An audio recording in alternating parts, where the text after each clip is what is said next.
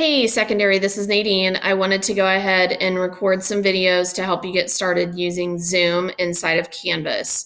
So I'm going to have this as a three-part video. So part one is going to be me helping you set up Zoom inside of Canvas, getting it activated. And then part two is going to be what does it look like when you're actually in a meeting and some of the settings that you want to check or uncheck when you're in a meeting.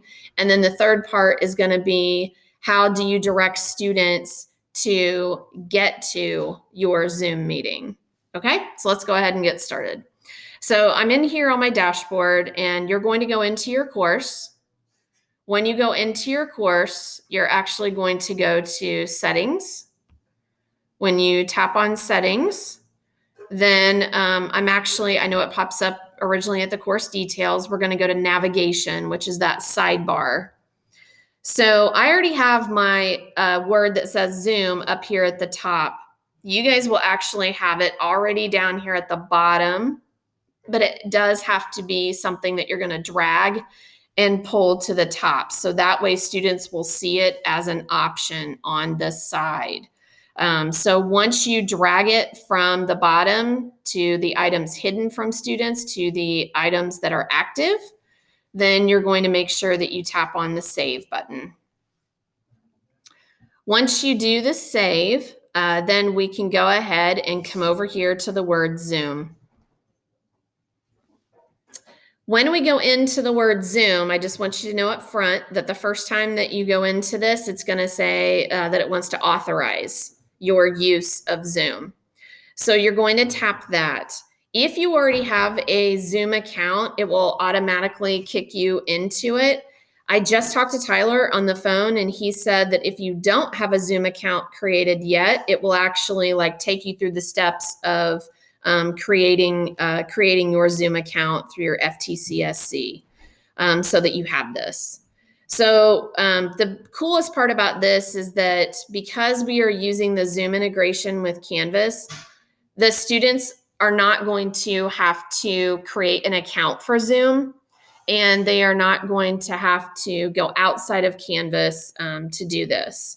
So literally, it's going to have the link to the Zoom meeting, they tap on it and it launches. So it's less clicks and it's definitely secure, okay? So once you have it set up and you've activated it, those of you that have already been on Zoom and been taking a look at it, this is what it looks like whenever you see that dashboard inside of Zoom. So I want to go over a couple of things. So you're going to go right here to schedule a meeting.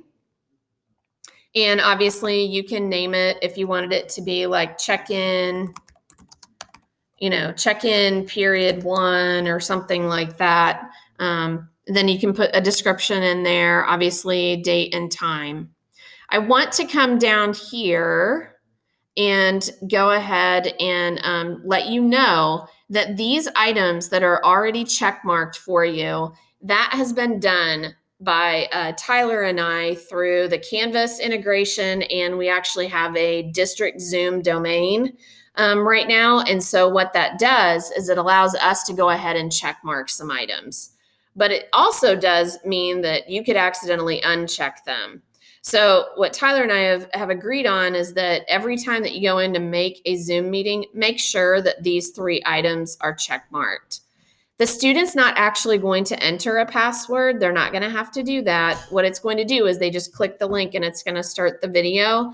But requiring a meeting password is another layer of security. In other words, I know we've seen multiple articles about Zoom bombing and all of those things, which a lot of those are viral. What it is that people are not doing the proper settings to avoid that from happening. So this is a precaution that we've done to handle that. You definitely want to mute the participants upon entry, otherwise it gets a little hairy. Also with that, you do want to enable that waiting room like we already have. The reason for that is that it doesn't mean that by enabling the waiting room that they can talk. They can't talk. It just means that they have a holding area that they can be in until you get ready to start. Okay? The alternate hosts. Now you notice right here, it's not letting me click on it. Don't worry about that part right now. But if you get in the middle of a meeting and let's say you have like a TA or an IA that's in your course and you wanted them to be in there and you wanted them to have some host capability, you can actually add like a co-host in there if you need to. Not that you have to do this, but I was in a webinar yesterday and I heard a great suggestion where they said that while you're doing a chat, even if you had an IA or a TA or something like that in there, they could be monitoring the chat and answering questions while you're teaching. Obviously, if you can. If you can't, it's not a big deal. When you hit save, then it's actually going to make it live. I'm actually not going to do that because then otherwise it would notify all of you like it did yesterday when Tyler and I were testing it out. And so I'm not going to do that. My biggest advice is before you do this full-fledged on Thursday and Friday, when you're, in the middle of it, I would set up a test meeting in Zoom, but only have it be that it's, like basically that you're sending something out to a couple of students to have them hop in and kind of test things out for you. We all know that this first week is going to be a little bumpy because we're going to be working through the kinks. And I know I'm going to have these videos, and on Mondays, I'm also going to have the optional PD that you can be in there live with me whenever we're going through and setting it up. But basically, the exact same information that I'm saying right now is what I'm going to be saying on that Zoom chat as well.